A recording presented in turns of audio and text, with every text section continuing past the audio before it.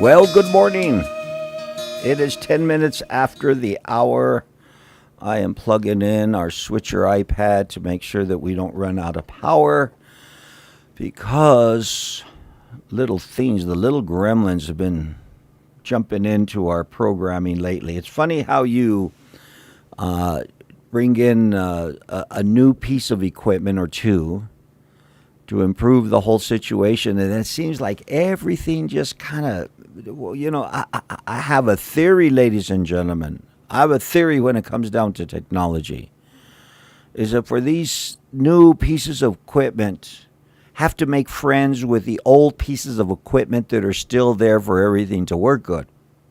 Here's another example, and I have many examples. You won't like them, but they're examples anyway. Here's what happens. We bring in new computers. Cisco V1 and I set them up last week. We miraculously get everything working good together. Thank you very much, Cisco, for all of your help. So we got everything working together. We unplugged and plugged and made sure that everything was right. We checked the signal. We are on the air. We have everything set up. Then, switcher didn't want to work good, which means that it was really hindering the program that some of you are on right now, Facebook and YouTube, because we connect up every morning, Monday through Friday, around this time on there for the people that aren't listening. I got people in Espanola, Santa Fe, Albuquerque, listen, a whole bunch of, there's a multitude of people that are out there. You know that. Anyway, we do that, and it doesn't work. And you say, well, everything stayed the same on this side. All we did was change that. Why is it working good? Then. Friday afternoon, I come in and the radio station is off. And we when we switched the computers, all that stuff, everything was working right. We checked the signal, we checked the radios, everything was, and we're patting ourselves on the back, high fives, man, And then somewhere down the line, something just decided I don't like the new computer yet.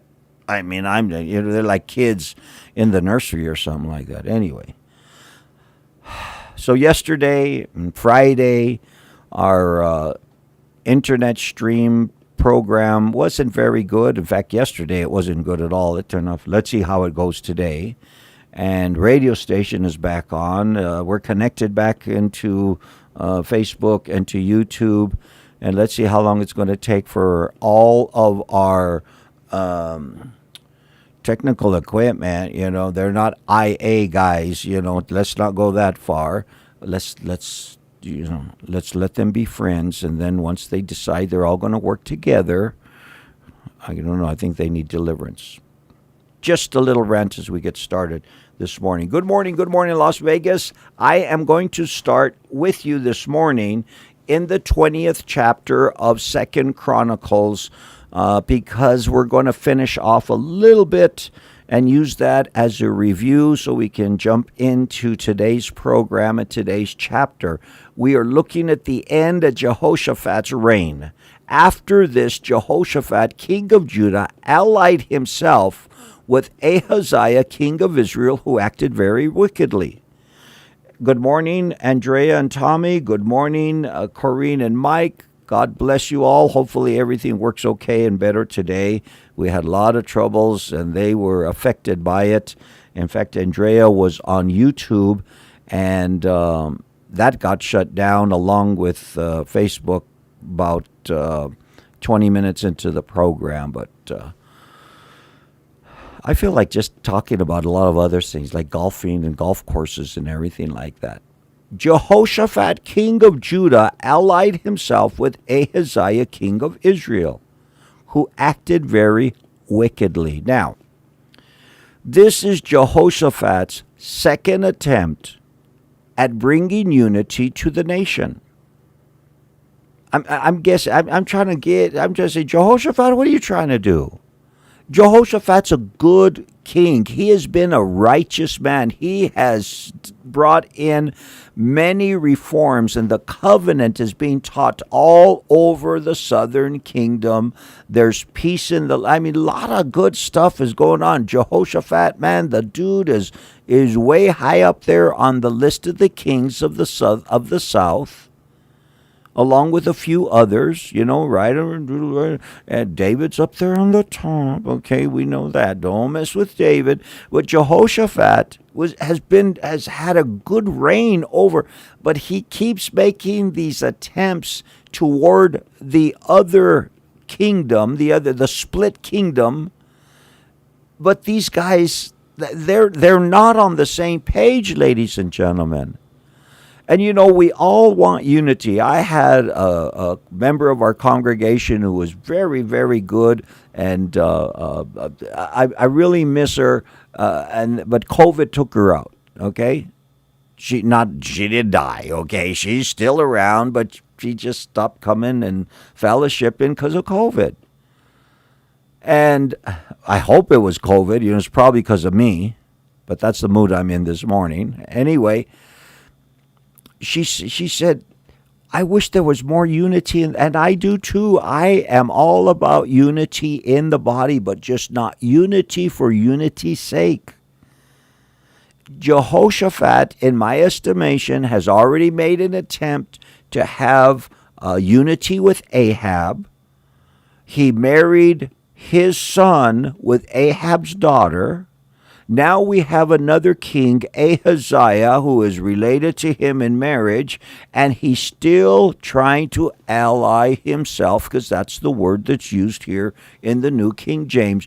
Jehoshaphat, king of Judah, allied himself with Ahaziah, king of Israel. But look what they're saying about and Jehoshaphat, is he not seeing it? Or is he blinded by his attempt to try to bring unity? Because that could be a more than a distraction. That could be a big problem, and I think it is sometimes. Because Ahaziah acted very wickedly. And he allied himself with him to make ships to go to Tarshish, and they made the ships at Ezion-Geber. So what they have a desire is to go to Tarshish. I'll let you do your own homework on that. A lot of people have different ideas of where Tarshish is. Some people even to the point that saying that Tarshish is Spain. But, there's and the reason that Tarshish gets a lot of press in theological circles is because Tarshish is in the 38, one of the lists of the places in the 38th and 39th chapter of Ezekiel, and Gog and Magog. Okay. Anyway, they want to make ships to go to Tarshish. The Bible doesn't tell us why they want to go to Tarshish. There must have been something valuable there. Could have been gold. It could have been, who knows what, Chiquita bananas or something like that. Have no idea. Forgive me for the mood I'm in this morning, but I'm just in a good mood. He allied himself with him to make ships to go to Tarshish, and they made ships in Ezion-Geber. So the north and the south are working together. And you could look at the headlines and say, is there going to be peace in our times? Is Jehoshaphat and Ahaziah going to reunite the kingdom together? And, there's a lot of hope that could be coming out of this endeavor between the two kings. But you know what? These two kings are running on two different tracks. They are running in two different directions. And yes, it is a noble attempt to get people that are acting wickedly. And, we don't separate ourselves away from people. I am not condoning the practice of Christians isolating themselves. In fact, that's probably one of the big issues that we have still today. And even now, they're trying to push us, and many people feel real comfortable within their four walls, within their little world. Let's go to Walmart only at this time, and we'll buy our groceries. Then we'll run back home, and we'll all that we're in the world, ladies and gentlemen, but we're not of the world, but we're called to be a light unto the world, salt unto the earth. But there's, who are we allying ourselves with? This is something that we need to think about. This is something that we need to really say, where is it? Where do I want? You better believe I want unity. For the people that minister with us here at Cornerstone Church, and many of the churches here in Las Vegas know that I'm a guy that's going to try to bring unity, but I don't want to bring it the way Jehoshaphat is trying to bring it. And anyway, let's go build ships. Let's go build ships. And I'm willing to work with a lot of ministries. But it depends on what our goal is. What are we trying to do? Let's say that we were going to have a anti-abortion initiative. Let's just use that as an example. If we were going to have an anti-abortion initiative in Las Vegas, anybody that is pro-life, we could ally ourselves up to a point. Even the Mormons, if they want to jump in and they want to, bring their vote to the table, or Jehovah's Witnesses, whom I don't even consider Christian ministries, denominations, whatever you want to call them. I had the Mormons show up Saturday afternoon wanting to help me do some stuff around, and I said, God bless you, thank you, I te watch you. But that's another issue. But I'm willing to, depending on what the issue is. But when it comes down to where we really get into the basic, fundamental, non-negotiable issues of our faith, that's when we got to watch out. Ahaziah was a wicked man.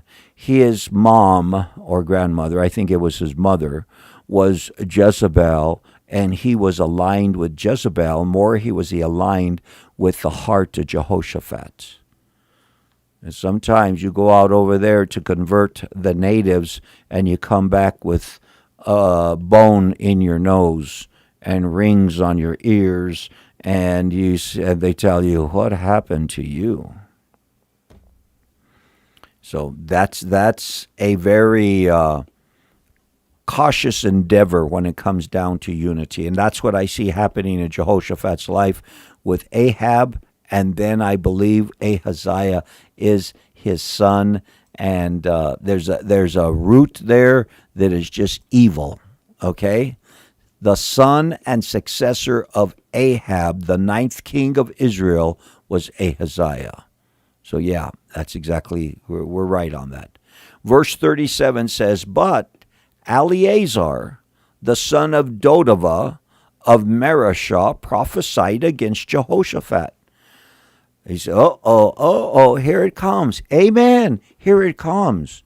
But is it a bad thing? God's speaking. God has spoken. They were getting ready for they have a prayer meeting, and I think it was yesterday's lesson that we saw this. They're having a prayer meeting because the enemies are coming against them, and the prophet rises up there in the middle of all of the crying out and fasting and praying, and God save us. And the prophet raises up, and he's got a word. He says, "Don't worry. This is my battle," says the Lord. You won't have to fight it. Now we have the same thing going on. We have the prophet. We have the word of the Lord. The prophet is there to bring balance to the situation.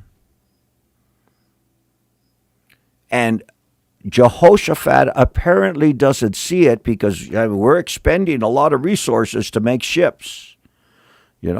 Old Testament Israel was never much when it came down to seafaring to begin with. That doesn't seem like if that was part of their calling, is to be out into the oceans. But let's go to Tarshish and let's get together and let's make ships and let's go, bring back monkeys and gorillas, and well, I don't know what's in Tarshish because I don't know sure where Tarshish is.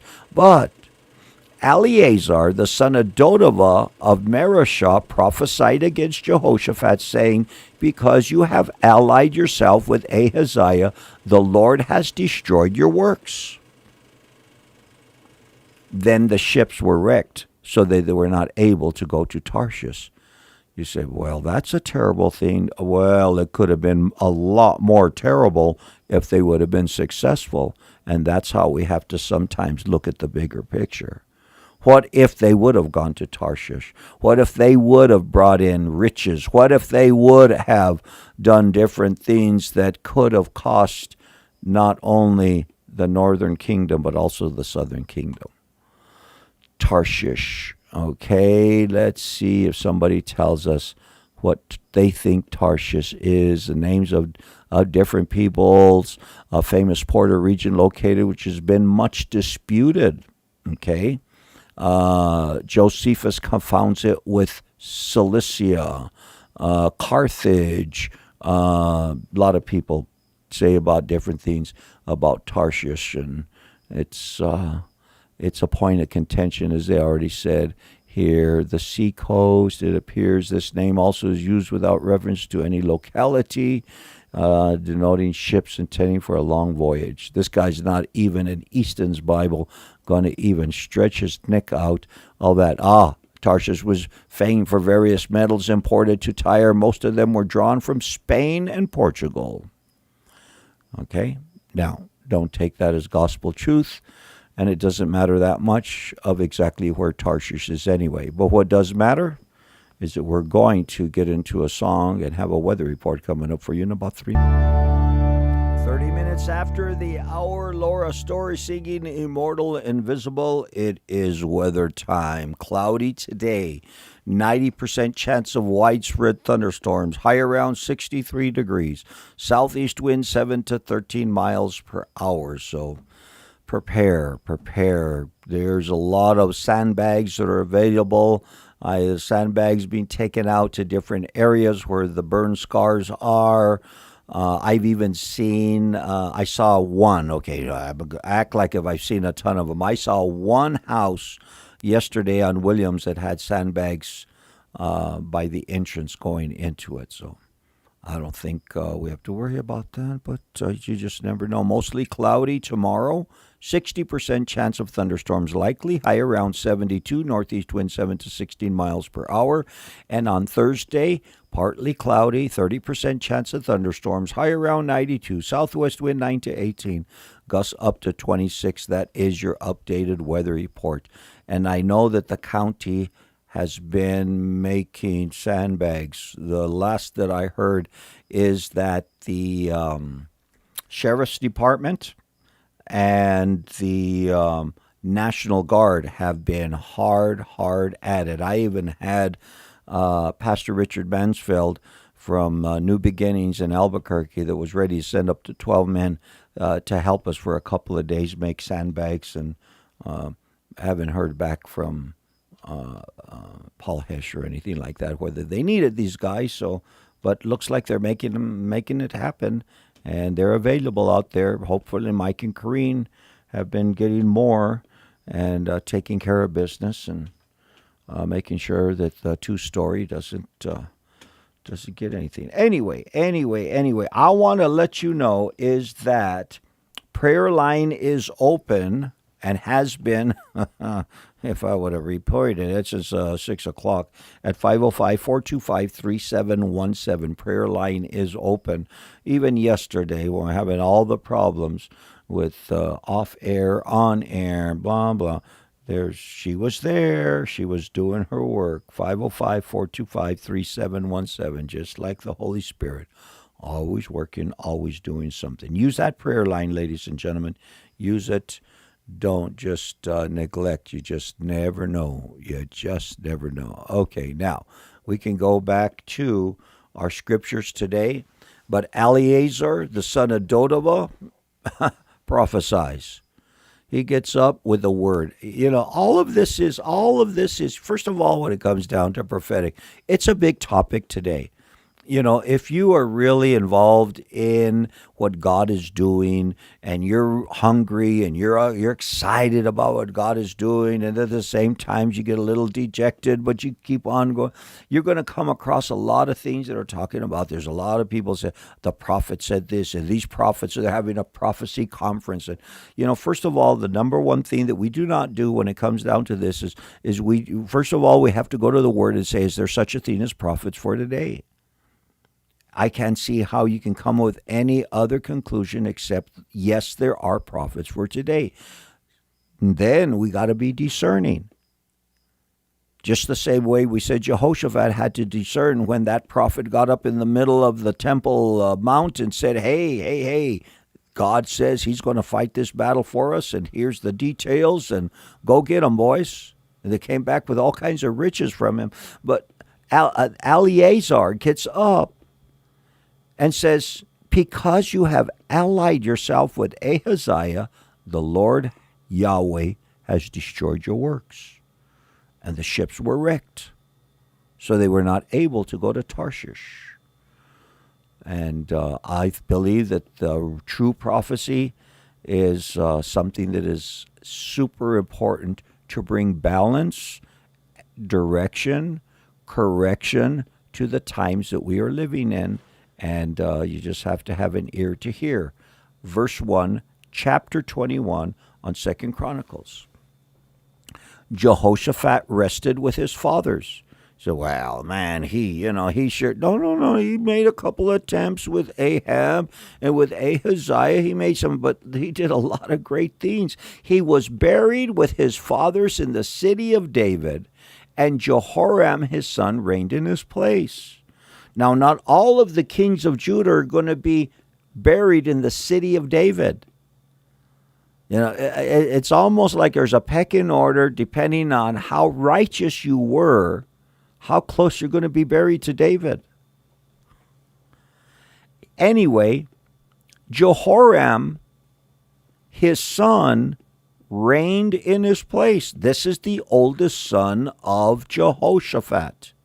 He had brothers, the sons of Jehoshaphat, Azariah, Jehiel, Zechariah, Azariahu, Michael, Shephatiah. All these were sons of Jehoshaphat, king of Israel. So he has brothers. Their father gave them great gifts of silver and gold and precious things with fortified cities in Judah, but he gave the kingdom of Jehoram because he was the firstborn. And we learned earlier that the sons of Jehoshaphat had been given positions in different cities around Judah, but the oldest, Jehoram, stayed in the palace, and his dad groomed him to take over as king. But remember who Jehoram was married to. Their father gave them great gifts of silver and gold. So, hey, man, spread the wealth. These are my sons. We're going to take good care of them.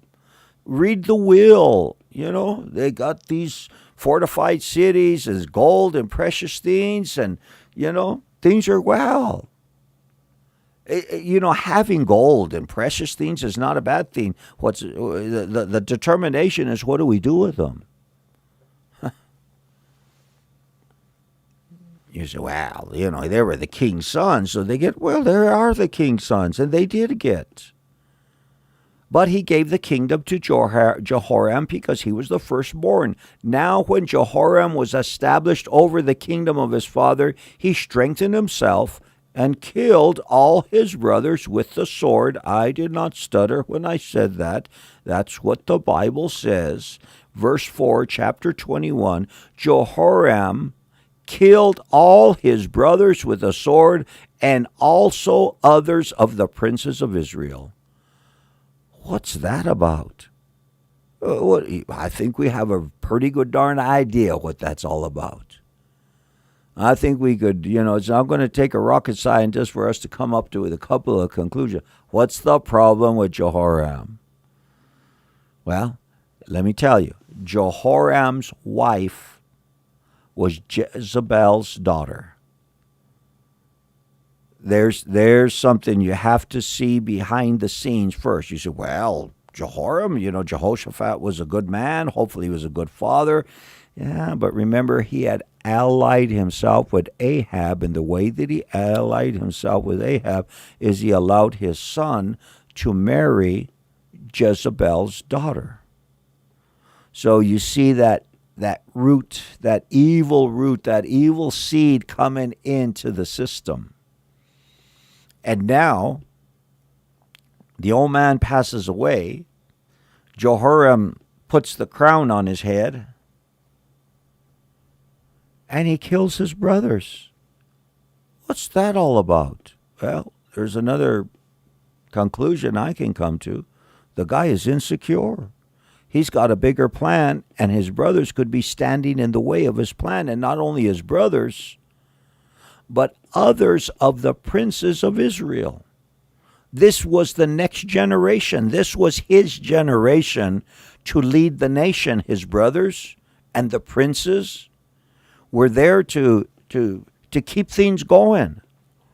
But it seems like Jehoram wants to go in a different direction. Before I tell you, let's just read it, and I'll let you know why I come down with the conclusion. Jehoram was 32 years old when he became king, and he reigned 8 years in Jerusalem. So he's going to last till he's 40 years old.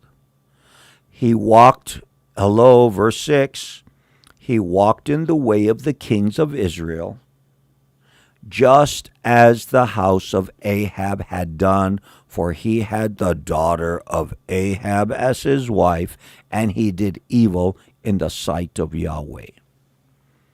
If you do not understand the evil that it's talking about, you have not been with us here on the early morning program. Because if you have, we've been talking about Ahab allowing Jezebel and bringing her in, and Jezebel doesn't come alone. Jezebel comes in with the prophets of Baal, false religion, idolatry, immorality that's going to lead to iniquity in the and become pervasive on the northern kingdom.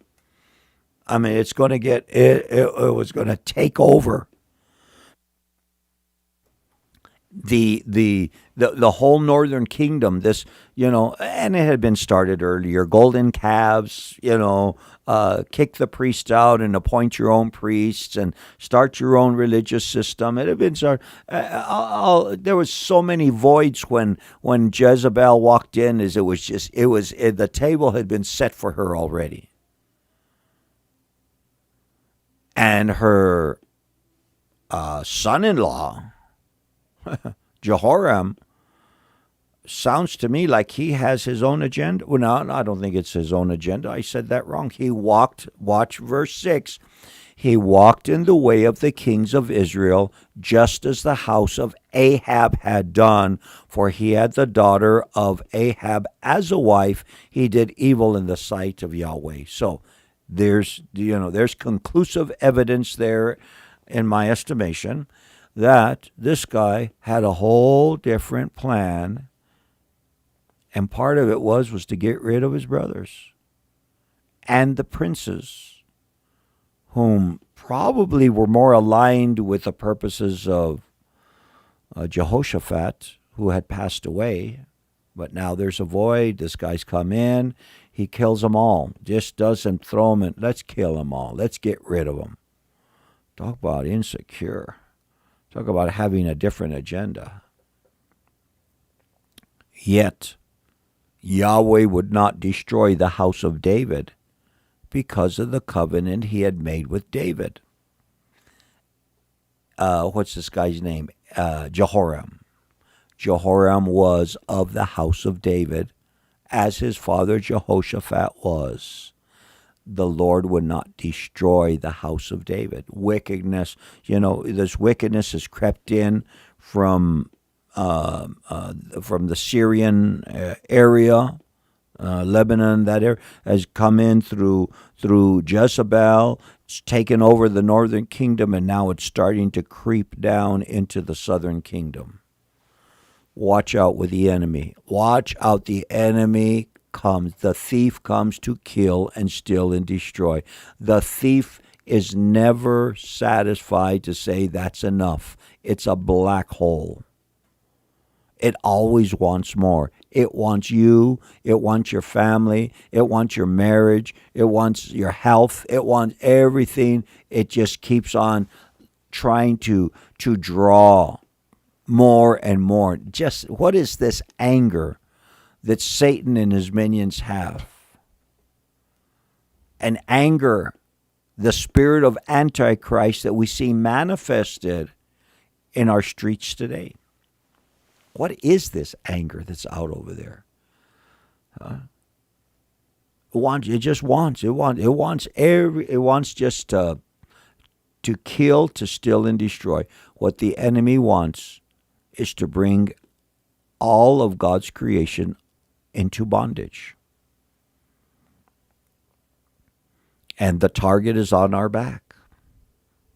Oh, you guys are so, you look like you look at so. No. We know what's going on, ladies and gentlemen. We know what's going on. Don't take a rocket scientist to figure out what's going on. But Jehoram walked in the way of the kings of Israel. Yet the Lord would not destroy his house because of the covenant he had made with David. And since he had promised to give him a lamp to him and his sons forever. So, well, that wasn't a very smart thing to do. Watch out, God knows exactly what he's doing. He knew from the beginning. God is the one who speaks the end at the beginning. He is the eternal one. Don't confuse God's mercy. Don't confuse God's kindness. Don't confuse God's methods if you don't know the big story. Problem is we don't know God. And the Bible will give us enough information, not like we can know him completely. No one can, no one ever will. But we know enough about him that he's loving, he's kind, he's merciful. His grace is abundant, but his justice is the balancing factor. Yet the Lord would not destroy the house of David because he had promised to give a lamp to David and his sons forever. Verse 8 says, in his days, Edom revolted against Judah's authority and made a king over themselves. Now, here's where you see the erosion. That's a topic of Las Vegas and San Miguel, Mora counties right now is erosion. Here's the erosion. The spiritual temperature is cooling off big time. I mean, it's like put it in the freezer. Edom, who had been, remember the Edomites and the Moabites and the Ammonites, and they had been put in their place. That's what the big prayer meeting was all about.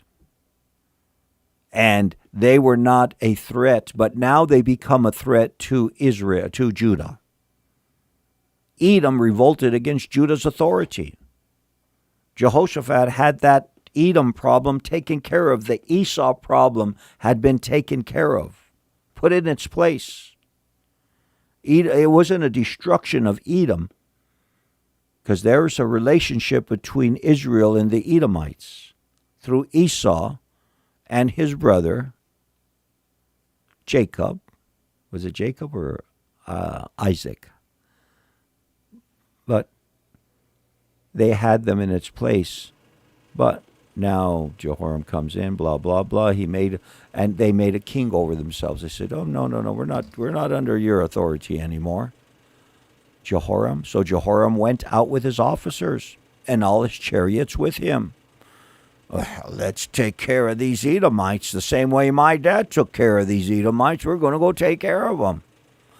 Here's the issue. What's the difference between Jehoram going after the Edomites and Jehoshaphat going after. A lot of difference, ladies and gentlemen.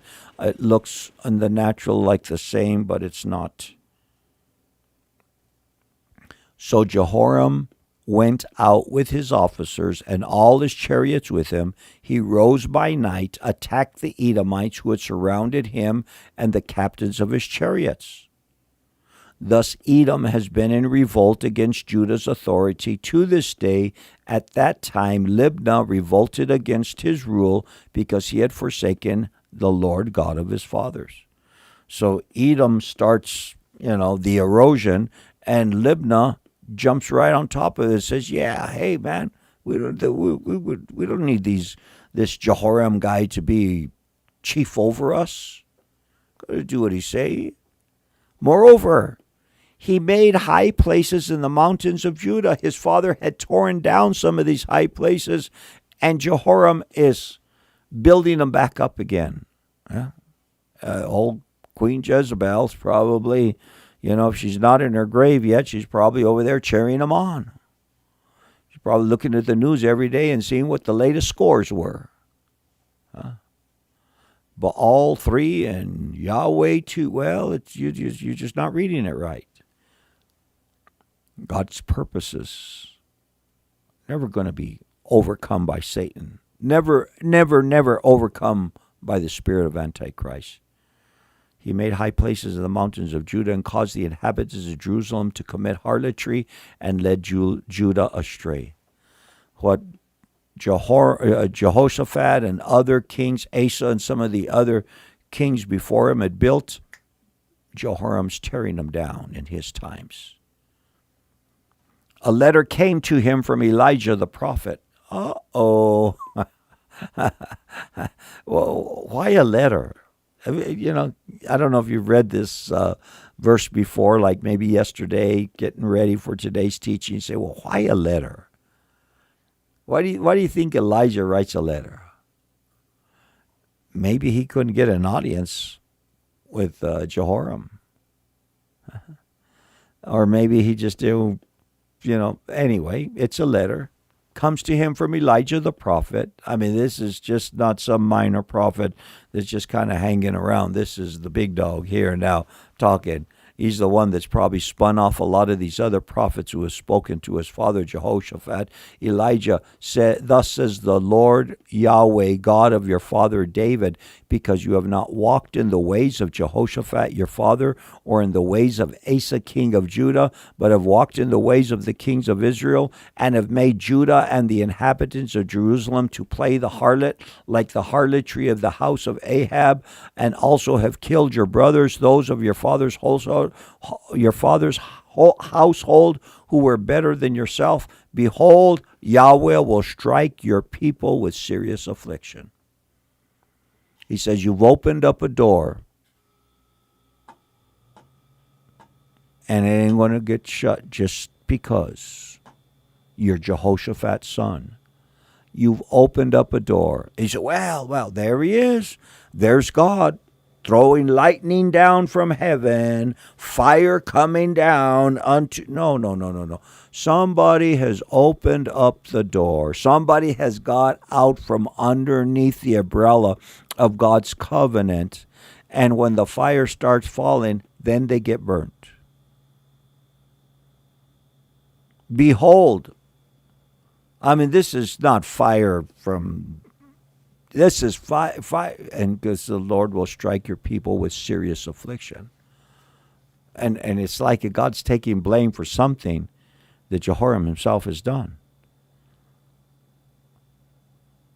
Oh, yeah, the Lord's not going to... Yeah, I can say that, but at the same time I say, listen, Jehoram, here's what we need to talk about, and we brought this subject up on the title of our message for today when we were getting ready to post it, to let people know that we be on free will. Jehoshaphat made a choice.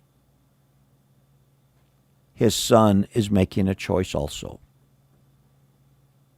And what you sow is what you're going to reap. If you sow to the flesh, you're going to reap corruption. That's what books of Galatians or Ephesians tells us. It's probably Galatians. But that's going to talk to us about the basic principles of life. I talked about it just 2 or 3 Sundays ago. It's a basic principle of life. What you sow is what you reap, ladies and gentlemen.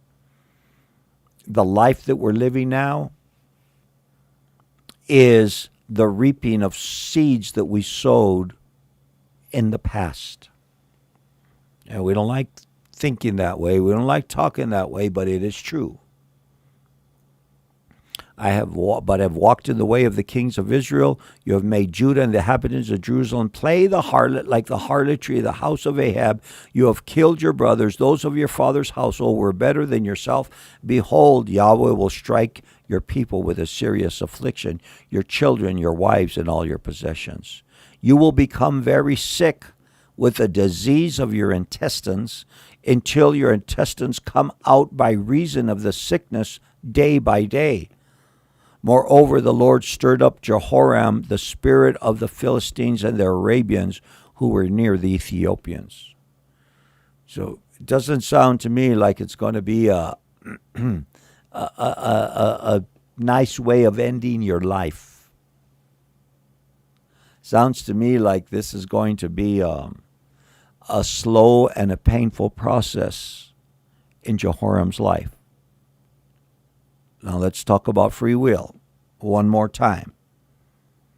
Did he have an opportunity? Knowing God, I would say yes, he did. Did he have an opportunity to exercise his free will and to repent at the word of the city of David, but not in the tombs of the kings?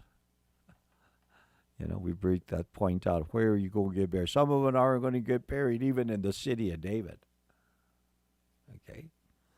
But he reigned 8 years, and to no one's sorrow departed. No one was sad to see him go. His family, the much of the riches, and the Arabians and the Ethiopians and all these people that come in, and people says it's about time we got rid of this guy. He has not been any good for us. Well, we won't even go there. We won't even try to draw any parallels with today's life.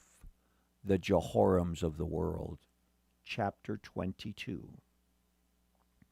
Then the inhabitants of Jerusalem made Ahaziah his youngest son in his place. Wasn't his name something different? Oh, yeah. Same guy, different name.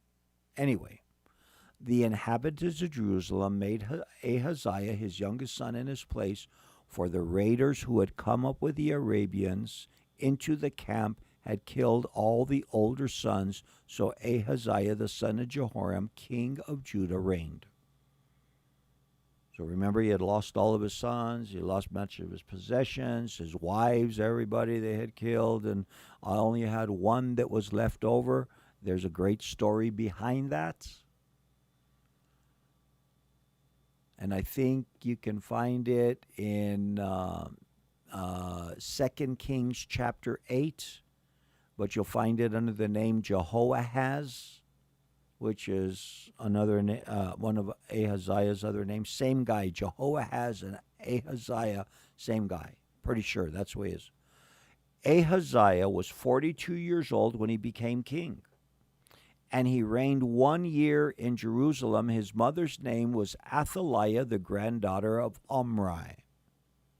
He also walked in the ways of the house of Ahab, for his mother advised him to do wickedly. His mother's name was Athaliah, granddaughter of Omri, related to Jezebel. She advised him to do wickedly. He lasts a year. Therefore, he did evil in the sight of Yahweh like the house of Ahab, for they were his counselors after the death of his father to his destruction.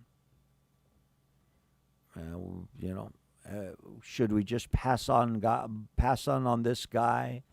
just say, well, let's just, he was evil. We're not going to talk too much about him. Well, maybe this time we will, but there's going to be times that we're going to look at the Ahaziahs of the world and say, man, what are you guys doing? Just burning up everything, all the beautiful things, all the wonderful, wonderful, wonderful inheritance that has been given to these people. They're just throwing it away.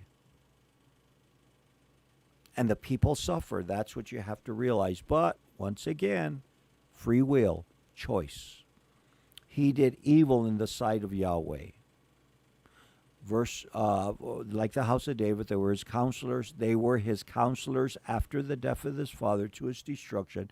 He followed their advice, went with Jehoram, the king of Ahab, king of Israel, to war against Hazael, king of Syria, at Ramoth Gilead, and the Syrians wounded Joram.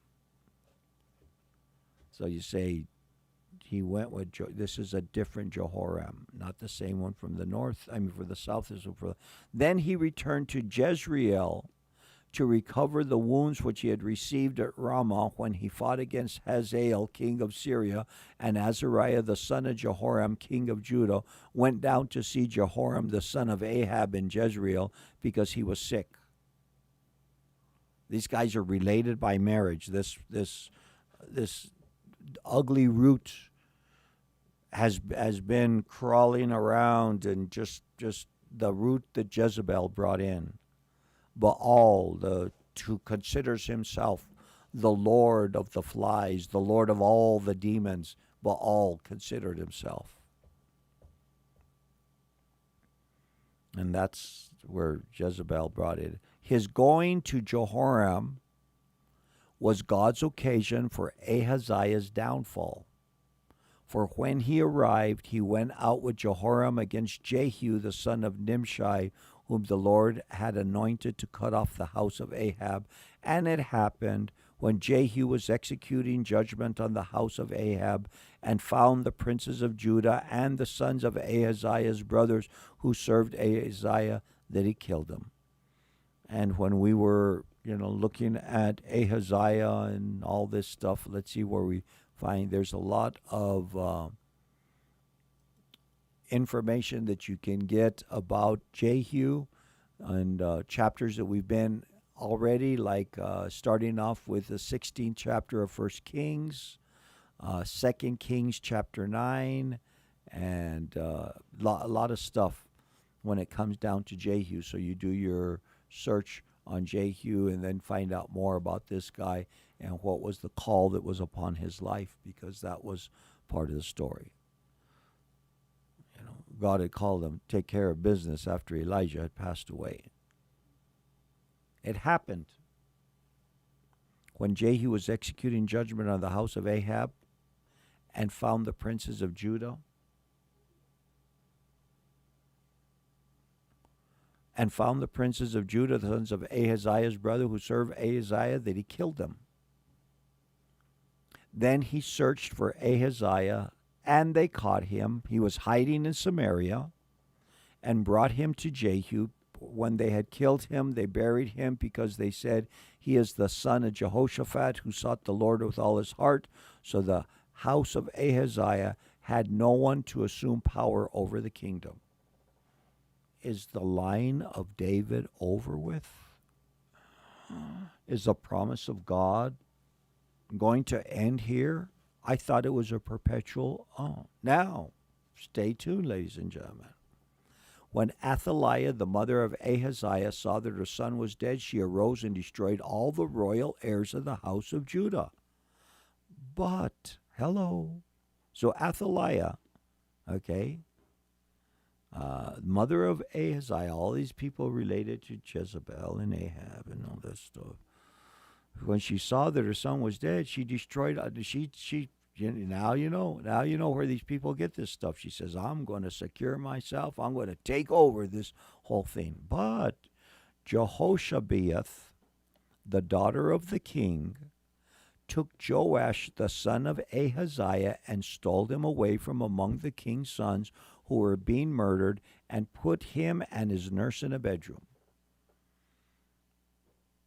So just about the time that it looks like if the line of David is over with, there's one little boy named Joash, and his sister Jehoshabeath hides him away, stole him away from among the kings of the sons who were being murdered, put him in his nurse in a bedroom. So Jehoshabeath, the daughter of King Jehoram, the wife of Jehoiada the priest, for she was the sister of Ahaziah, hid him from Athaliah so that she did not kill him. And he was hidden with them in the house of God for 6 years, while Athaliah reigned over the land. So we say, okay, dokie, that's the way we're going to, yeah, God always has a purpose.